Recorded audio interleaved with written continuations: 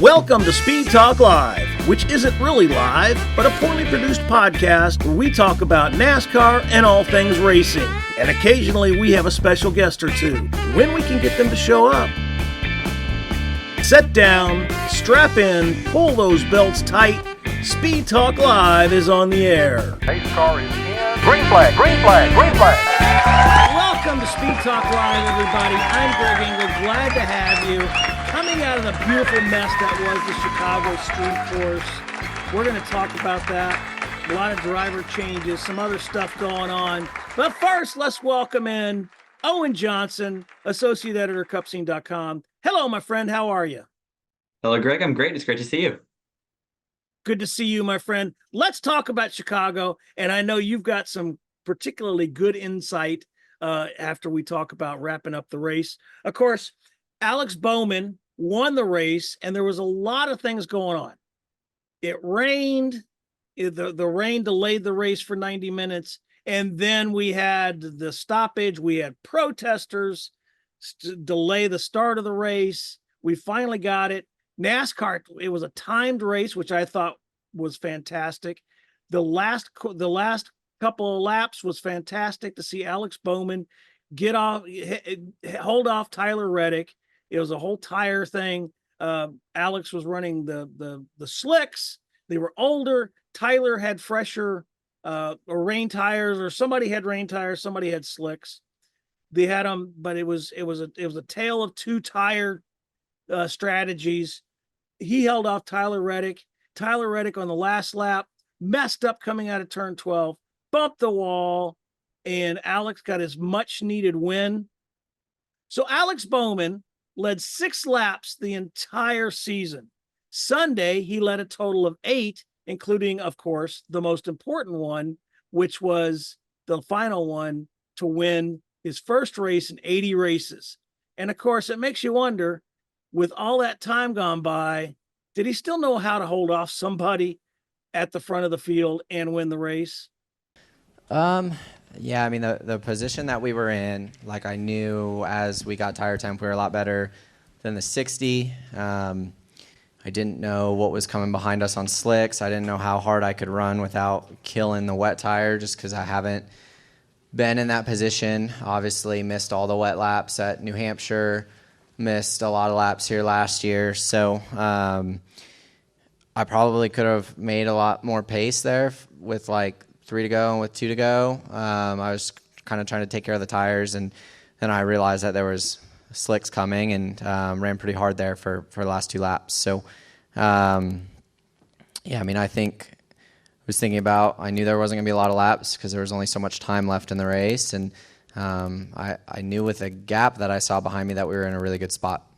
So look, he had a concussion last year, missed some races, or last year he also broke his back, missed some races, but he did have, coming into this race, the second highest total of 11 top 10s, the second highest in the series, coming into Chicago. But of course, he hadn't won in 80 races. Despite a lack of a win, the only Hendrick Motorsports car among the 4 without a win, Hendrick Motorsports never gave up on Alex Bowman. You know, it's so important. These guys work so hard.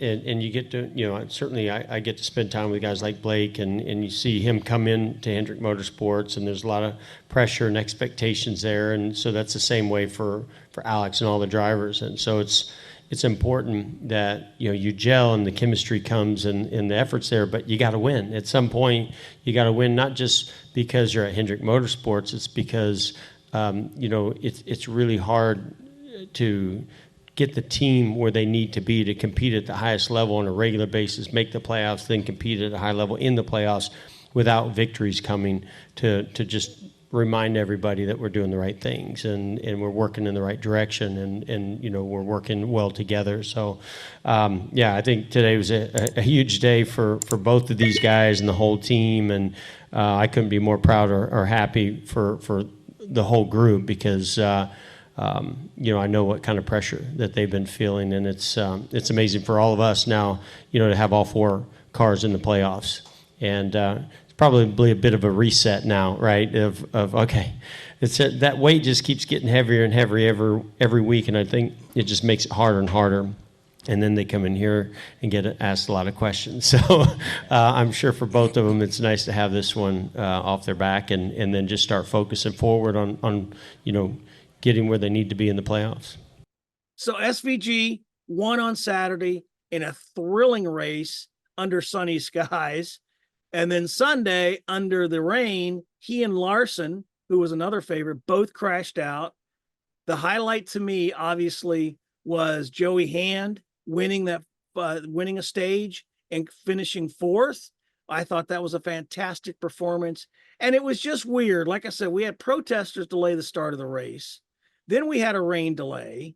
Then we had a timed race, which NASCAR had said early on, the race is going to stop at 8:30 p.m. Central Time. Wherever they're at, they're going to get the white flag and the next flag will end it. I thought that was a fantastic move. It was great. The biggest problem we had last year, all the festivities leading up to the race were rained out, and the race itself had a slight bit of rain, but it pretty much ran to conclusion. This year, it was just the opposite. All the concerts and all the stuff going on, the Saturday's Xfinity race, all had clear skies. Then the rain moved in. It makes you wonder, is it worth it for NASCAR to have a street race? I think so. And I think Chicago's a great place. But if not, I think they have proven that a street race is a valuable product to have. And Joey Logano agrees with that. I think the fact that we're bringing the race to the fans, or even bringing the race to not fans, is so important. This is about growth, right? I mean, if you're a diehard NASCAR fan, you're going to go to a race, right? You're going to travel. You're going to do the whole experience. You're going to go, wherever your favorite track may be that you want to see the cars at and do the whole nine. Whereas here, if you're not a NASCAR fan, well, guess what? We're in your face. You're here. Like you're going to like it. We're going to make you like it at least, or at least you're going to have to see it. You can't get away from it, whether it's the advertising through the city that you see just driving around here, which is great. Hearing the race cars, they're going to hear the race cars all through the city, right? And these cars aren't quiet by no means. So you're going to hear and go, what's going on, right? And curiosity is going to get the best of everybody. They're going to come over here and want to see what's going on. Even last year, you think about the people who are trying to peek through the fence, right? They didn't have a ticket, but they're trying to look through the fence to see the race cars. They're just curious, like, what's going on here? What's bad about that? Nothing. Like, that's all good things. So I love the idea of doing this. Yes, as a driver competing, is it challenging? Absolutely, right? Logistically, is it challenging for the teams? Absolutely. Is it worth it? Yes. Like, it's totally worth doing. It seems like there's so many positives that comes out of our sport long term. All right. So we had a completely an insider, because speaking of all the festivities leading up to the race, we had somebody there on the ground who was in an incognito role as a fan. He wasn't there as a member of the media. We're talking about our own Owen Johnson. Owen, talk about the fan experience at Chicago. Yeah, it was a great time to get some of the fan experience on the ground. When we go to the media center, we see a very different side of the sport. So it was good to see how NASCAR treats the fans, and I had a great time. Got to go with my dad, which is always also fun. But we talk about the rain at the race. I definitely feel it a whole lot more than when you're in the covered media center. We were sat under a tree, so a little bit of blocking from the rain, but it would come through the tree and get right on us. So we definitely felt the rain this weekend. But I remember thinking prior to the race, with all the things NASCAR puts on this weekend, with the fact that it's right in the middle of a great downtown city, I almost am okay with the race getting shortened. Now, I say almost because I'm here for the race and I always want to see great racing. But more than any other race weekend, I was okay with a bit of race shortening. The festivities were great. Lots of great concerts. The Xfinity race on Saturday went off without a hitch. Great racing between Kyle Larson and Shane Van Gisbergen. And everything NASCAR put on was really great for the fans. I thought NASCAR did a really good job, especially compared to Formula One with some of its street races, especially Las Vegas, and the amount of time they take of just putting the race up about a day before the race, taking it down the day after. minimal disruption to the city streets. Obviously, if you're Chicago resident, some are still unhappy. But for the most part, great for NASCAR fans, great for Chicago to see something new. And I loved seeing the mayor come out, give the command to start engines, I think, wearing a fire suit. I think we might get some more support. I really hope this event comes back. I thought NASCAR did a great job, and I'm really happy to see at least most of it in the sun.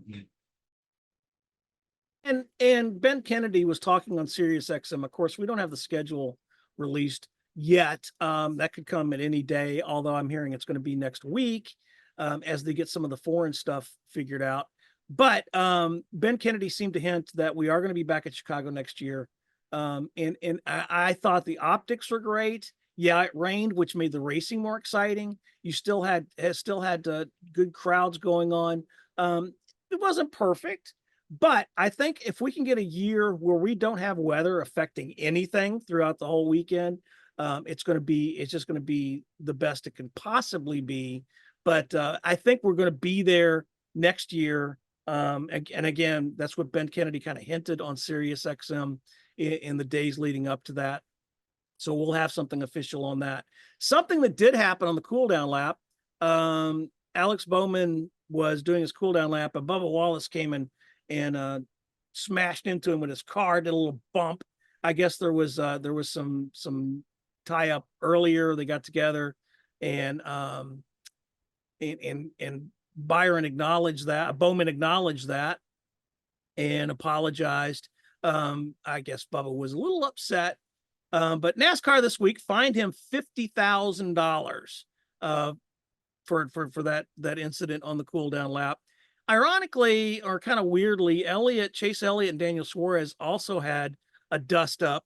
But I think the biggest difference, at least in my mind, was the fact that you could see Elliott and Daniel Suarez on pit road after the race, and they were making nice. And so I think they kind of, got over it. But some may not remember that, for the record, Suarez was fined the same amount, $50,000 last year, for hitting Bowman's car on pit road last year. Like I said, at Coda. So the fine to me seems to be about in line.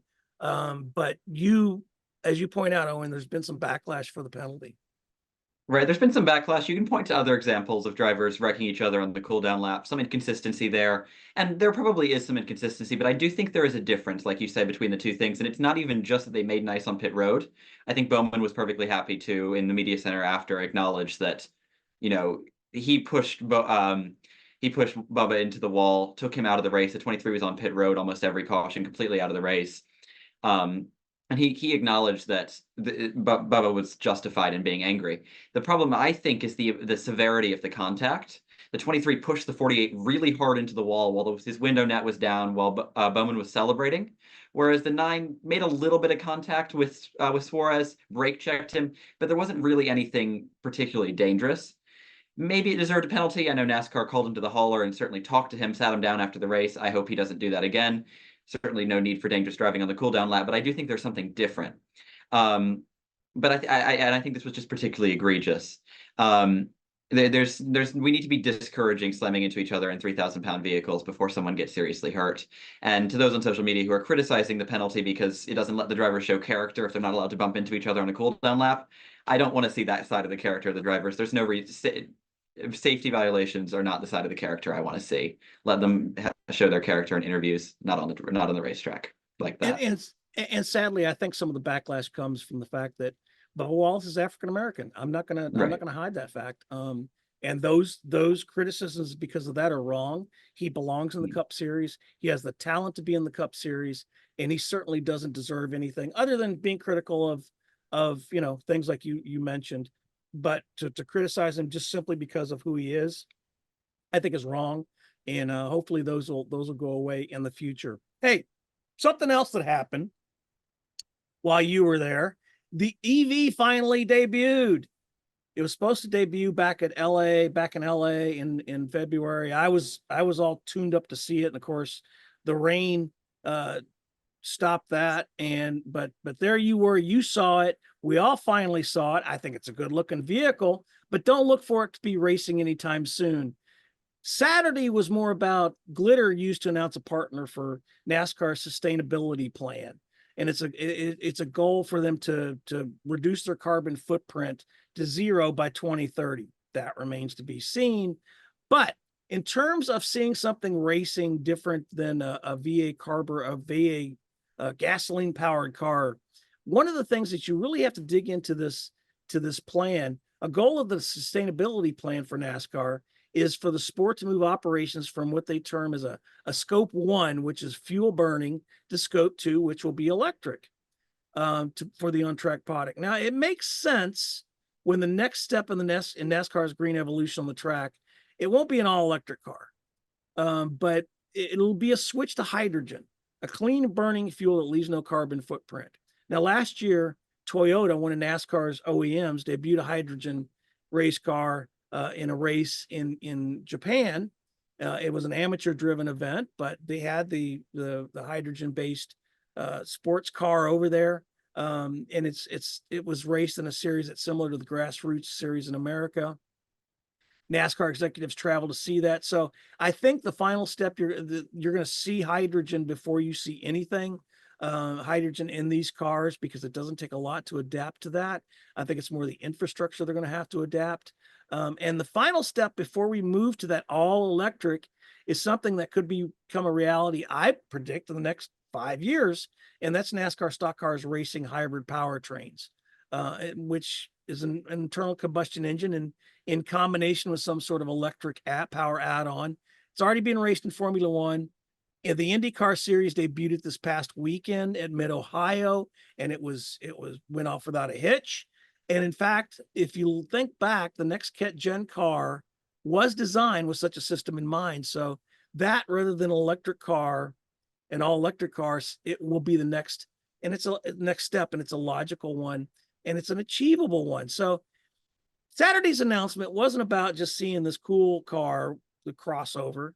In the coming years, fans are going to see snippets of electrification in the sport. You're going to see more green facilities that use solar energy, more charging stations at the tracks, and more electric vehicles, but only electric vehicles taking NASCAR executives and officials to the track or maybe lunch, not actually racing on the track. So expect to see the crumbs everywhere at a track about the world of electrification. And that prototype they showed off Saturday is a slice of the electric pie as time marches on. Whether the next generation of fans sitting in the grandstands at Charlotte, talking in normal voices as those EV crossovers with bodies made from flowers rush by, is still a dream at this point. And given the current contentious political climate in America, if a new political party takes office in November, the U.S., which is stated to have a stated goal of 0 carbon footprint by 2035, could become like a Sasquatch, because they've got a huge footprint, and they disappear in the woods, and perhaps give NASCAR less motivation to meet their own stated goal, which is their own carbon footprint to 0 in 2035. I think I said 2030. It's 2035. For me, EV racing in NASCAR now is like an electric boogaloo, and that's a flash, a dance. Whether it ever becomes just more than a work in progress, well, we have no real end in sight. And like I said, they put the tap shoes on, they took it for a dance on Saturday, and we got to see it. And you were there. What was your impression of it, Owen? Yeah, I spoke to some of the ABB people. They had a trailer at the track talking about some of their sustainability initiatives. And what I was struck by is all the initiatives were things that the tracks could be doing, things that NASCAR could be doing, but nothing about the on-track product. I think that's exactly right. We'll see some more solar initiatives. We have that at tracks already. We'll see more like that, where the tracks are going to become increasingly carbon neutral. The events are going to limit the amount of trash they're producing, things like that, which I think we can all get behind, whereas the on-track product will stay similar to what we've seen. And I think that's a lot to do with where the manufacturers are at. They had a display with all the manufacturers' cars, and there just aren't the same amount of electric cars as a couple of years ago we might have predicted by this point. Manufacturers are moving away from electric cars, and if the manufacturers don't want them, NASCAR is definitely not going to build it. So it's going to come down to, like you say, where the political climate goes, where the manufacturers go. For the time being, I wouldn't expect it on track anytime soon. And look how long it took us to get to ditch the carburetors in the Cup Series, right? Mm-hmm. I mean, they outlawed, first off, they outlawed unleaded fuel in 1975. And we were using leaded fuel until, 10 years ago. And now it's this E3 green. It's, it's got corn in it, whatever. Hey, it runs the race cars and they're slamming around the track. But you're right. I think it's going to take NASCAR a lot longer to catch up, because the old adage, one of the 10 commandments in NASCAR used to be win on Sunday, sell on Monday. And that's not as applicable as it used to be.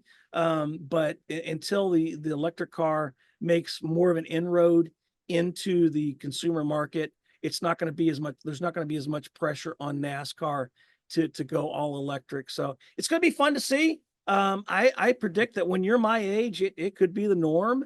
And when us old guys, as we die off and we're not around to whine anymore, it's going to be, something that's within your landscape and something you're going to see. And for us, I'm talking about the old people, we're not going to be around to whine. So who cares? So the EV's there.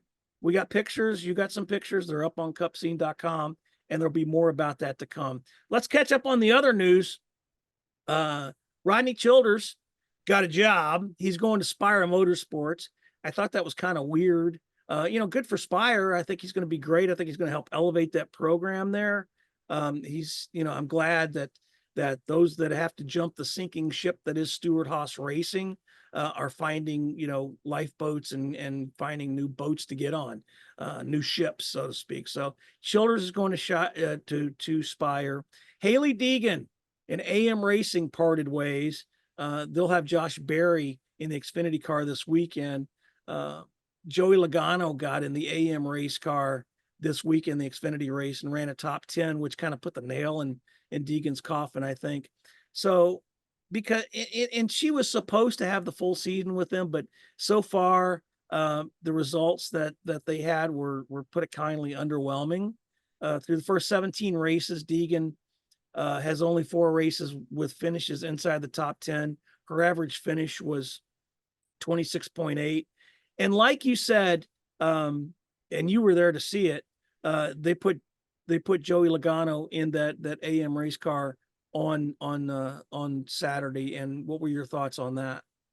Right, he drove up to finish 8th in that race. So he's a 2-time champion, obviously a really good driver, but he's still a little bit hit or miss on the road courses. In the Cup Series race in Chicago, he ended up finishing 23rd after starting 32nd.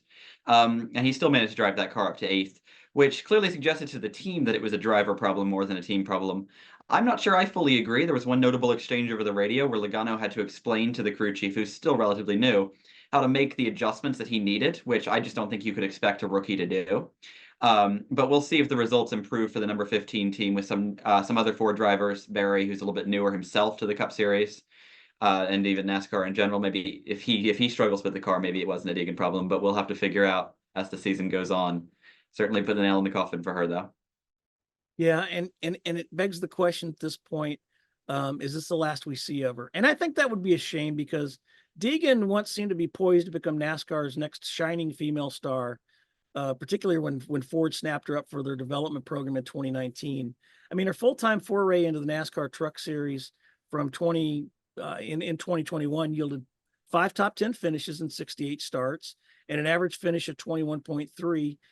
It was a respectable effort, but hardly the stuff of legend. But I generally think that Haley's just needs to find the right chemistry with someone. Hopefully she finds that. Hopefully it's not the last we've seen of her. We need a female racer in the Cup Series. We need a female racer that can be competitive in the right equipment. And we'll see. Because I hope not. I hope she can find the right chemistry somewhere, and we're going to see her. And you bring up another good fact. Yeah, so we talked about the SRX series last summer, racing midweek races in the summer, and she competed in that series, and I was really impressed. One of the races, she finished second, almost held off Tony Stewart for a while, finished runner-up to Tony Stewart, and he commented on her talent. I thought clear evidence of her talent.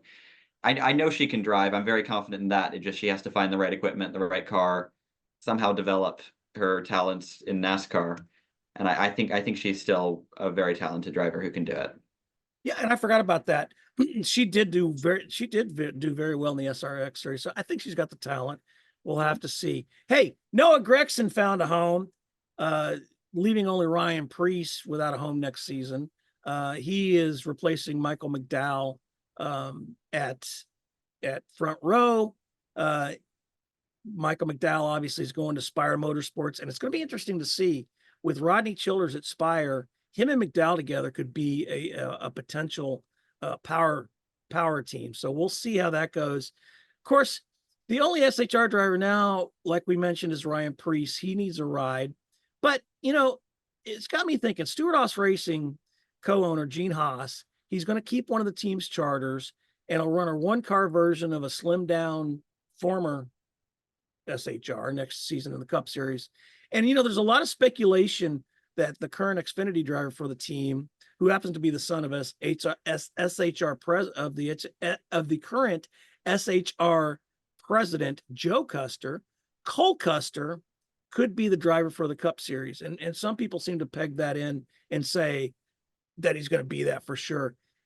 But you know what? I'm thinking it might not come as a surprise if Preece isn't the driver who's tagged to carry on what's left of that tattered SHR banner, and Cole stays in the Xfinity Series. We'll see how that plays out. What are your thoughts on that, Owen? I still think we've talked about it before. I still think Custer is likely, just with the family connection, the historic drives in Cup. I think he's likely to take it's going to be the Haas factory team seat. But I think Preece will probably have a ride with that team's Xfinity program, if nowhere else, next year. I think there's no way he doesn't make a start, at least in the top two divisions of NASCAR. We know he's talented. He may find a ride. There's still some seats potentially available that some Xfinity and truck drivers have been rumored to take, but he could still take one of those. We'll see.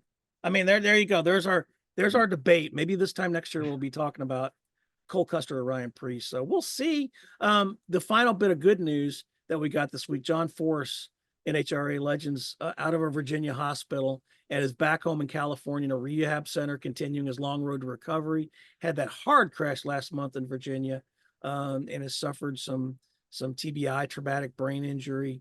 Also, I heard he broke his sternum, broke his wrist. So, the guy's 75 years old, and I hope it's not going to be this way, but I'm thinking this is probably going to be turn into somewhat of a retirement tour. Sadly, I don't think we'll see John Force racing again. Prove me wrong. He's a great guy. I love the guy. I've talked to him on several occasions. I've interviewed him on several occasions. He's one of those interviews, like Kenny Wallace, that you don't so much ask questions and they give you a little answer and you just kind of turn them loose. And I mean that in a good way. So John Force has always been good to me. I know all his daughters. One of his daughters was actually a co-host of the show when we did it live. She came out to Disney and sat there and co-hosted the show, and we talked NASCAR and NHRA.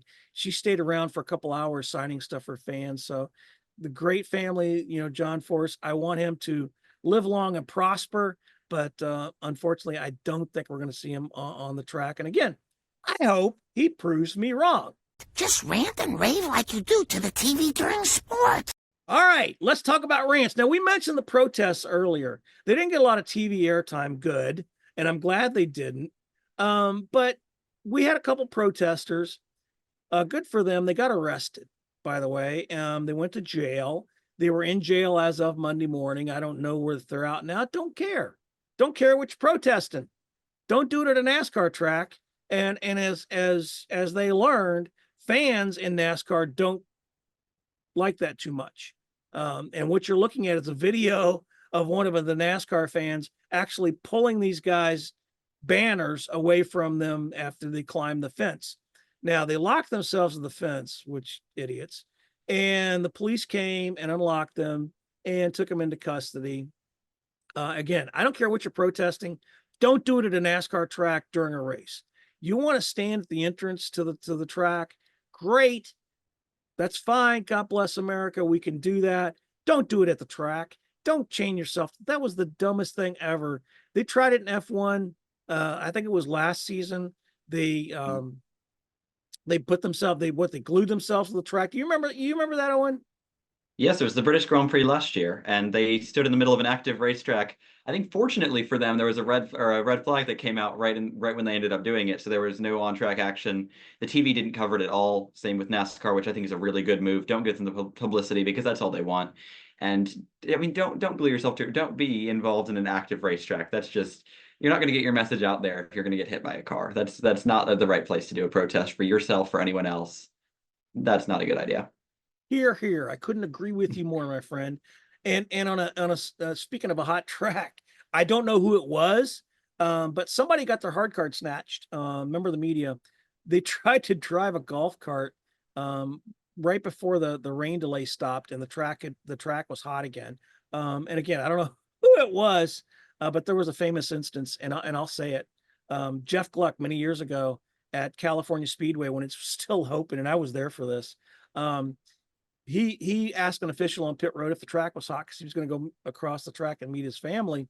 And the official mistakenly told him the track was fine. He crossed the track. There was no cars on track, nothing like that. It just happened to be hot, getting ready for stuff. He got his hard card pulled. Had to go to the NASCAR hauler and wait to see NASCAR officials to get his hard card back. So first thing I thought of this weekend when I heard that was where's Jeff Gluck and is he okay? But I don't know who it was, but somebody, like I said, got there. So don't go on the bottom line is don't go to a hot track. And if you want to protest outside the race. Don't ever, because it's a dangerous place to be. And God forbid some idiot protester gets themselves killed by trying to make a statement. There's no cause in the world that's worth that. Okay. So listen, let's look forward to Pocono. I say look forward because now that we don't go there twice a year, we can look forward to it, because I can remember the days when we ran Pocono almost back to back. It was like a month apart. And some of the races there were less than to be desired. But now that we're down to one race, we don't do the doubleheader, which I think was a big fail. Now I think having it once a year is great. So who have you got for Pocono? Well, we've got to talk about Bowman. I remember when we're talking about the double headers. I remember the 2021 doubleheader weekend. Larson was on a roll, going for 2 or 3 wins in a row, and blew a tire while leading on the last lap, opening the door for Bowman to get a win. So there's always some crazy moments at Pocono. 3 very different corners that force the drivers and the crew chiefs to adapt on the fly as the track and the cars change. But I've got my eye on Hendrick Motorsports. They seem to always run very well at Pocono. And I think it's going to be the 24. It's crazy that we haven't talked about William Byron much since he opened the season with, 3 wins in 8 races. But since then, he hasn't gone back to victory lane. I think that changes at Pocono. And I think it's going to be, even if it's not Byron, some Hendrick driver. They always tend to find the way up front and get a win at this track. Somebody else who has 3 wins this year is Denny Hamlin. And he was the winner. He was the winner there last year. Can he do it again? I don't know. I think he's on a cold streak right now. He hasn't exactly had anything to write home about, but I don't think he's hot enough to do it again. I could be wrong. But why not Chase Elliott? He's won there. He's had some good runs this year. But I think the story of the weekend would be if Kyle Busch could finally break through and get in the win column. But we'll see. You talk about Hendrick Motorsports. So you got Byron. I got Elliott. With my backup as Busch. You have a backup, because my backup's Busch, and I think you should have one. I think we're going to see some strong performances from front row. I was really impressed with Gilliland at the street race, and the front row Fords have been fast. So I'll pick Gilliland as my dark horse pick in the dark horse Mustang. There you go, the dark horse Mustang. All right, newly back from Chicago. Appreciate your insights, my friend. Thank you for tuning in, everybody. We really appreciate it. Let's look forward to Pocono. Hopefully it doesn't rain. We won't have rain tires. And hopefully the schedule will be out by then, by the next time we talk. But we'll wrap up Pocono next week. We'll talk about whatever other news happens to surface. We appreciate it. Thanks for your support. Like, subscribe. We'll see you next time. Take care, everybody. Thanks for listening to Speed Talk Live. For questions, or just to tell us how bad our production is, or to leave other feedback, leave us a comment below.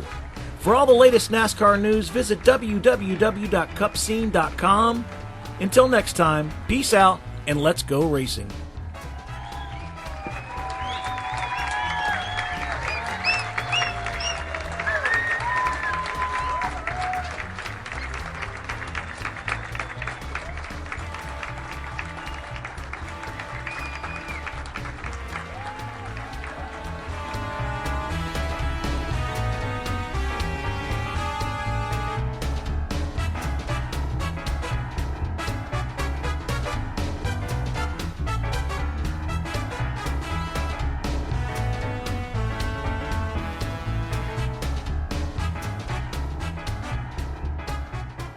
right. There's the checkered flag.